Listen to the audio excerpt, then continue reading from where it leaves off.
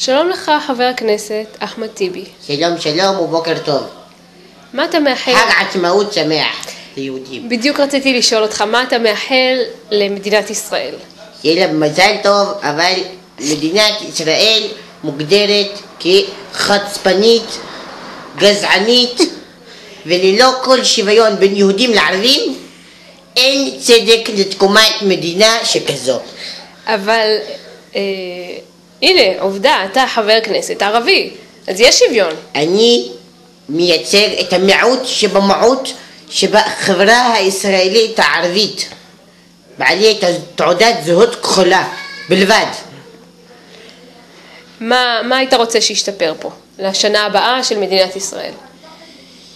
ששריפת מסגדים תיפסק ומיד. מי שורף מסגדים? יהודים גזענים שכותבים בגרפיטי על קירות מסגדים תג מחיר ת' ג' מ' ח' י' ר'. רגע, כותבים תג מחיר אבל הם לא שורפים מסגדים. מי שורף מסגדים? אללהו אכבר.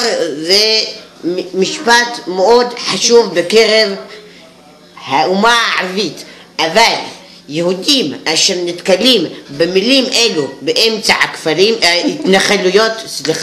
התנחלות, דרך אגב, התנחלות זה דבר אנטי ונדלי יוצא דופן מכל חוקי האדם האנושי. יש לי שאלה, מה עם העניין של הטרור הערבי?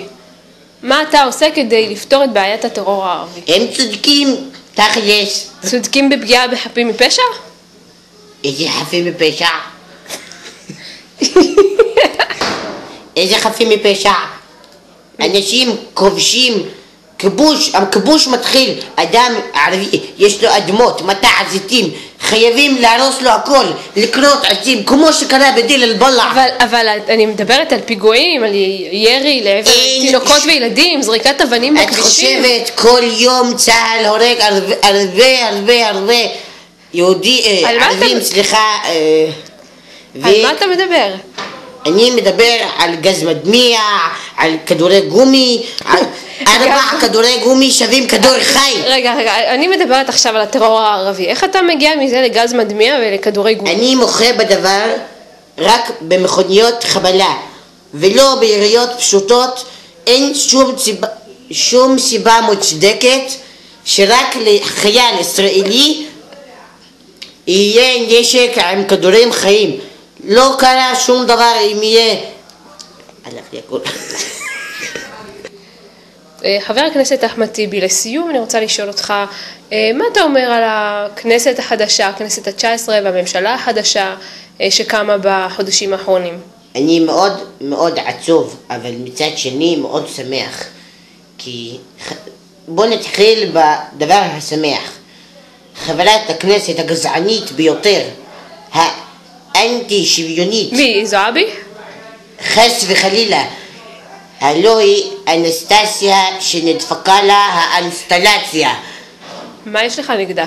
היא שפכה כוס מים על חבר כנסת ערבי, טלב מג'אדלה, הלא חברי ועמיתי משכבר הימים. אז מה רצית להגיד לגבי הכנסת? אז מה אתה שמח?